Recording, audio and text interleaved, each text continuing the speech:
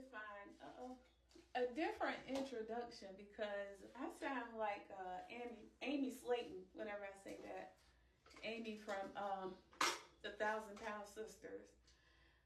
Huh. But yeah, I'm going to give a little story time. Maybe it's 2 stories in one, depending on how you look at it. But I think one leads to the other. Okay. So, one thing about me is I love a good conspiracy theory. I love Mandela effects. I love when they talk about glitches in the matrix, parallel universes, all of that stuff. I don't believe in it because most of it contradicts what's in the Bible, and you cannot really believe in these things and the Bible at the same time. And if you get so entrapped in these things, I think it can literally drive you crazy. So I watch it just for fun, and I'm a very open-minded person. So I just be like, what if? So somebody told me the other day that they felt like they was living in a matrix. And if you don't know what that means, when somebody says we're living in a matrix, they basically believe that the world is like a system, like a program, like a video game, and there are people in charge of us as characters. And if I were to believe that theory, I would have to say whoever is playing my character has a really crude sense of humor. It's like they have no chill. I'm telling you, I get caught in the craziest of situations and they just happen. I don't feel like I really do anything to cause it. I don't really feel like it. I mean, maybe I can do some stuff to avoid it, but the type of ego I have, I sometimes get caught up in some stuff, like,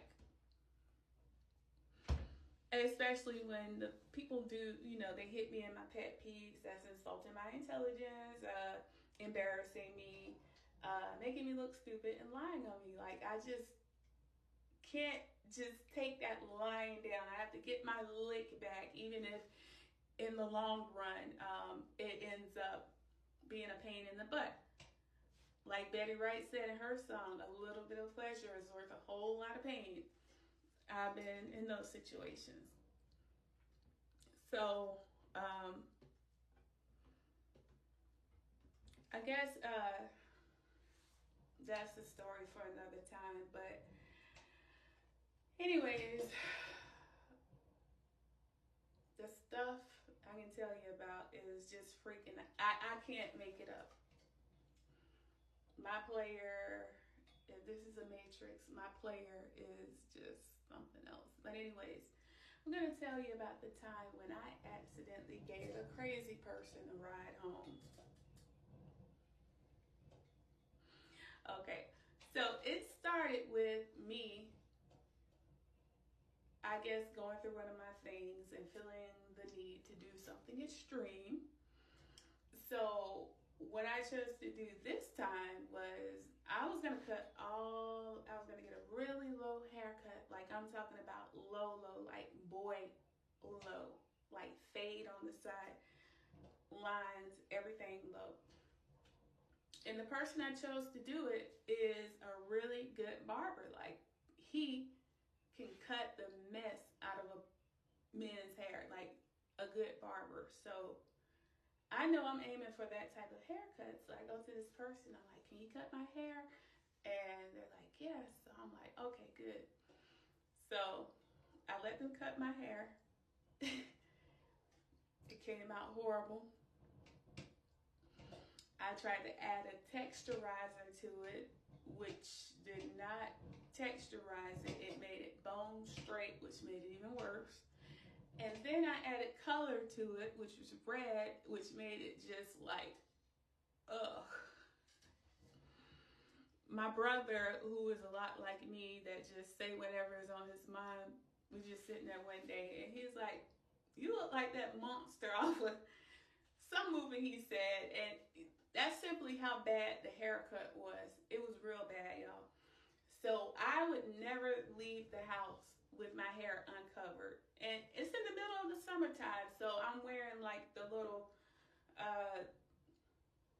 fuzzy things, fuzzy caps, wraps.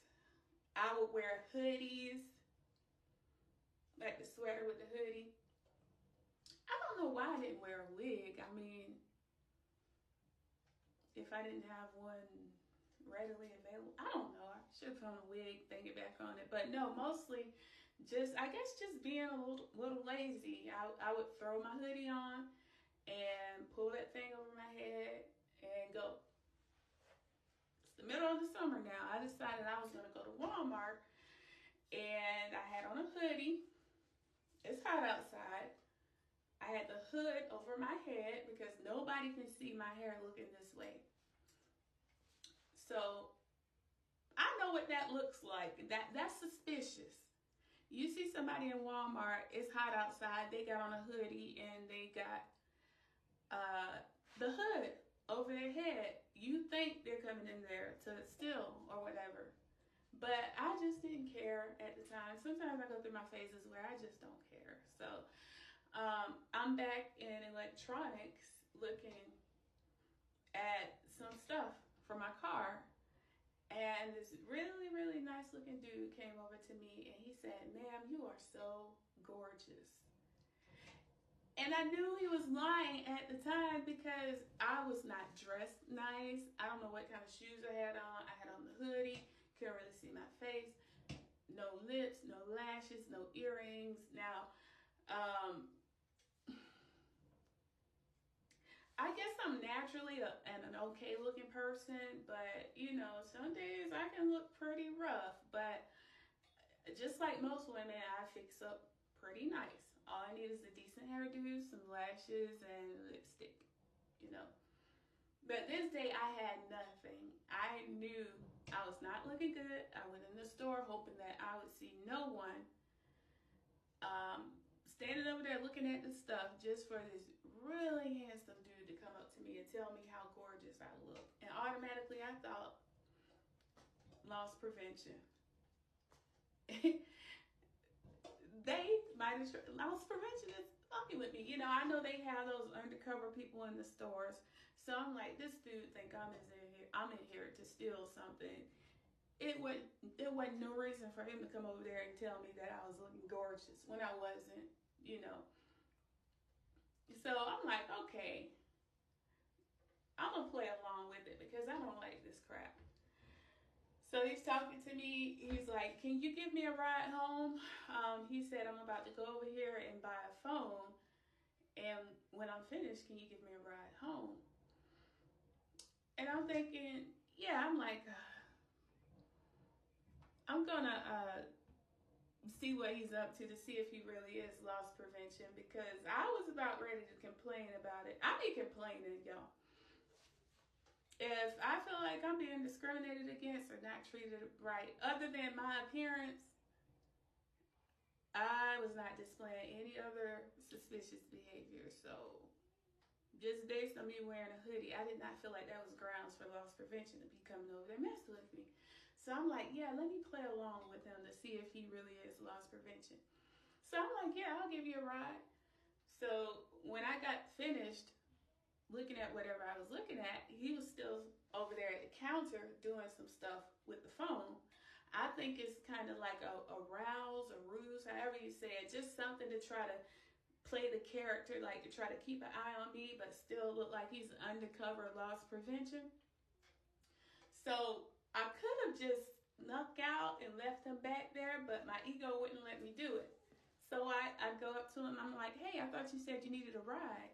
And he was like, "I do. I'm just about done." So I'm like, "Okay, I'll wait for you. I'll wait for you."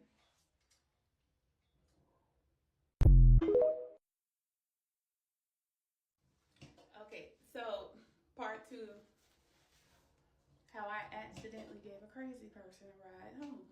So he gets finished doing whatever he's doing at the electronics counter. So I'm like, okay, let's go. And I'm thinking, if this is loss prevention, he ain't gonna come outside of the store. He's gonna follow me to the exit and then come up with some type of excuse to have to go back. So we're walking towards the exit, and he leaves the exit. I'm like, oh, okay. I'm like, well, I just know this is loss prevention because, like I said, the dude was gorgeous. He seemed completely sane, and I know that I'm looking the worst way I can possibly look right now. So why are you going out of your way to tell me that I'm gorgeous? So I was like, okay, loss prevention came outside of the store. Let's see if they're going to go to my car. So he's walking with me to the car. I'm like, dang, loss prevention, they bold. Whatever. So I use the little key fob. I unlock my car. I'm like, that's my car right there. So I stand back a little bit just to see what he was going to do. He walks right over to my passenger side door and hops right inside of the car. I'm like, oh, shit. This is somebody for real. So at this point, I really don't know what to do. Because I don't like to be mean. I mean, I could have just said, you know what, like, get out. But I was not afraid of him. You know, I just kind of lack that sense of fear when it comes to people. I know that's not a good thing, but I just feel like I'm protected. Like really, really, really just covered in the blood of Jesus Christ. And nobody can hurt me, you know, unless it's intended for me to be hurt. So I'm not afraid. There's like not a lot of things that I'm afraid of. So I'm like, okay, I guess I gotta give him a ride now. I'm thinking he's like close by. I'm like, let me go ahead and give him a ride, and that'll be over with. Lesson learned. Because now he's in the car, and I don't know how to get him out the car without being offensive. So as we're driving, he's supposed to be giving me directions to wherever he lived. And he's telling me that he lived in Blicton. I did not know at the time that Blicton was so far away. It's getting dark. He tells me that he was in Ocala trying to buy a car, but he didn't get the car. I'm like, well, why didn't you get the car? I'm like, is it your credit? I'm like, maybe you just need to work on your credit a little bit. I'm like, did you have to do a down payment? I mean, do you work? Like, I'm asking him questions to figure out why he didn't get the car. And he was like, oh, I got a lot of money. He was like, see that store over there? It was a Circle K. He said, I own all of those. And at that minute, I was like, oh, crap. This person really is crazy. Now, I know from my training and experience that the worst thing you can do is disagree with a crazy person or act like you don't believe what they're telling you. So I'm like, oh, that's what's up. He was like, yeah, I own all the Wawas too. I'm like, boy. Okay, so just making him believe that I believe him. Because think about it, like if you're a delusional person, you see something.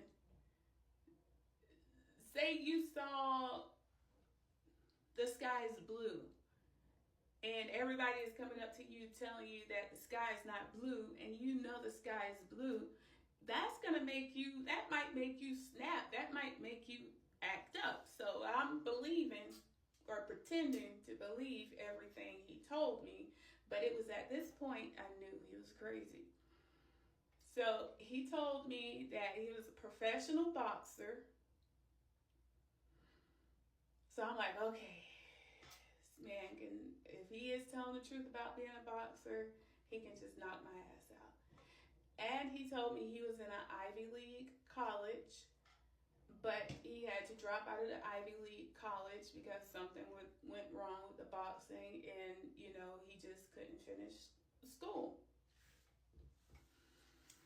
So we make our way towards Blicton. It was a long ride. It was so dark by the time we even got in the area. We're going down long roads, dark roads. If you're familiar with Glitchens, dark roads. And the final turn, he is like, this is, you turn this way and it'll take you to my house. And I can tell it was a long road. It was a dirt road, trees on both sides, like a tunnel almost. And it was a rough road. So at this time, I had my rims on my car, 22-inch rims. I'm like, I really don't want to drive my car down this road because I don't want to bend my rims. I said, do you have somebody that's off of the main road that I can take you to, and then maybe you can get to your house from there? And he was like, yeah, my brothers live right down the street. So I'm like, okay, good, and I'll take you there. So went to his brothers. They were standing out in the yard, 3 of them. And I'm like, are y'all missing somebody? And they was like, yeah, we've been looking for him all day. We reported him and all of this stuff. Like, he was missing. He was literally missing. So I'm feeling kind of sorry for the dude too. So I'm like, well, he want to ride home. Now I'm away from him.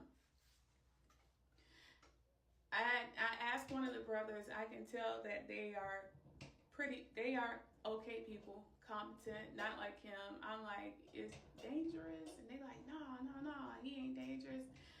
I said, well, is it okay for me to give him a ride to his house? And they say, yeah, he's straight.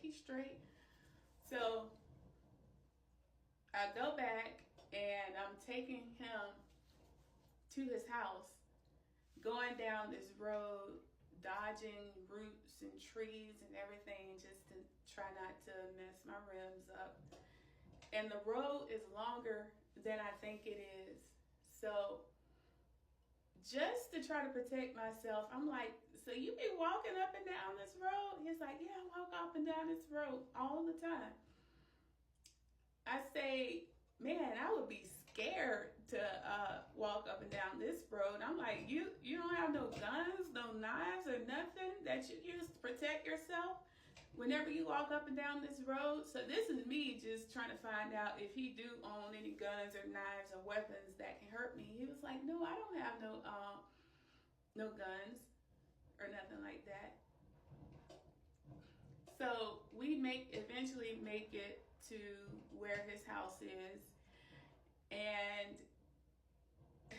this is one of my interests, getting the best of me and putting me in a potentially worse situation. But he lived in one of these really, really old houses, and this house reminded me of the house that my great grandmother used to live in back in the 80s. My grandma Lottie, she died when I was 4, but I remember so much about her. I remember the house. I remember all the houses on this street looking just like that house that he lived in. If I'm not mistaken, I think the government had came through and built those old houses for everybody on that street. So it was just so nostalgic for me. I wanted to see the inside of this house.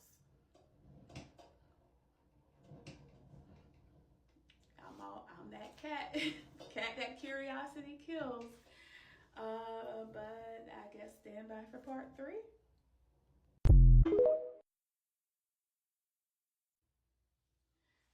So, like I was saying, curiosity and just pure excitement in one of the things that I'm very interested in, like old stuff, nostalgic stuff. I just love it. And I have not seen a house like this since my grandma died when I was 4. And my memories as a 4-year-old are so vivid of her and her house that I just needed to see the inside of this house. Wasn't smart, but I know I needed to see the inside of this house. So I'm like, can I see it? And he was like, yeah. He said it's a little messy, and he said, I turned the water off. For some crazy reason, he turned the water off. So, as soon as I stepped foot in that house, a stench so horrid hit me so hard. And when I tell you I have smelled decomposing bodies, like nothing smells worse than a decomposing human being. Nothing. Not an animal, not nothing. So, if he had a body in the house decomposing, maybe that would explain it. But otherwise, this house was, oh God, it was so terrible and it smelled so bad that now I never got sick on the stomach after having to deal with a decomp person, but it hit me so hard that I literally ran outside and threw up twice. I tried not to because I thought that was gonna upset him. And while I'm doing it, I'm like, oh God, I'm dead now, because he is gonna be offended because I'm his house. So he was really nice. He just came back out. He said, I'm sorry. He's like, I told you it was messy. I'm like, it's okay, it's okay.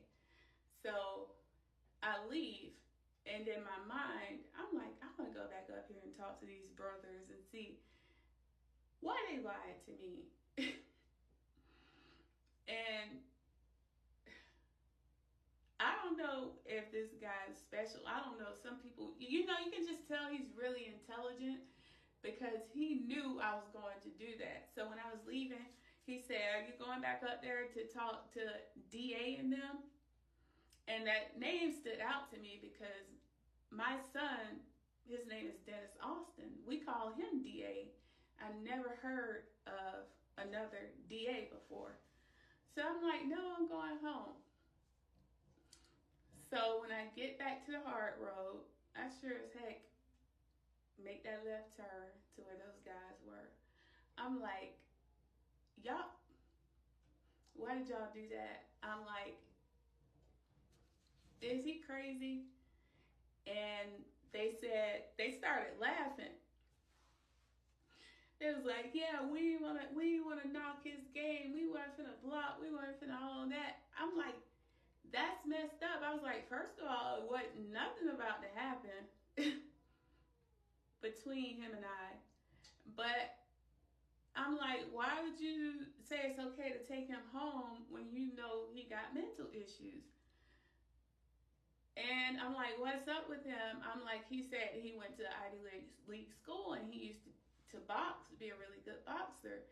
And they confirmed that he did go to the Ivy League school and that he was a really good boxer.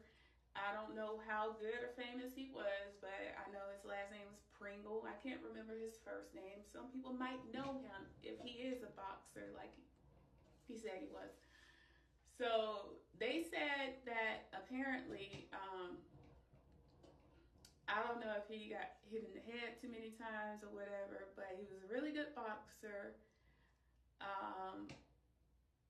But whatever injury he sustained that made him sort of, for lack of better words, crazy, made him have to drop out of his Ivy League school, and he lost his mind even more because he was unable to do what he wanted to do most, which was box.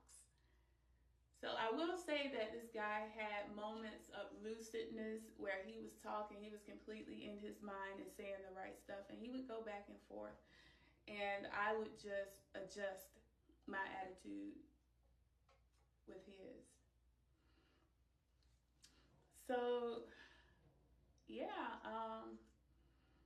that made it, that's pretty much it. I actually felt sorry for the dude because I did my little research, and I came up with enough information to find out that he was who he said he was. Very smart, Ivy League school. I forget which school it was, and he was a boxer. Really handsome, really, really, really handsome. Smart.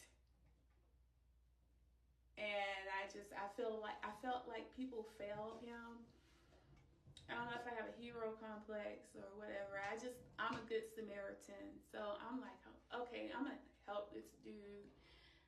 I'm gonna get me a mask, hazmat suit, everything, come back, help him clean this house. I never got around to doing that, and I still feel pretty bad about it. I just lost contact with him, and that's pretty much it. That situation could have turned out a lot worse, but you know, it's just being able to use your head, and when you have a little bit of training from a previous job you might have done, applying those skills to get yourself out of a bad situation. But if you have an ego, if you have a need to prove a point, get your leg back or whatever, like me, sometimes you just have to suck it up. And I'm learning that slowly but surely. That's it.